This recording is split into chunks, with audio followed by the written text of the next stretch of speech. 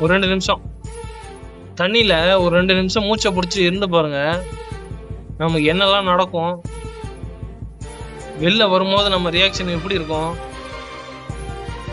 ஆனா அந்த அம்மா அந்த குழந்தைய வச்சுக்கின்னு லைஃப் ஜாக்கெட் இருந்தும் தப்பிச்சு போகாம தன்னோட 4 வயசு குழந்தைய காப்பாற்றணுன்றதுக்காக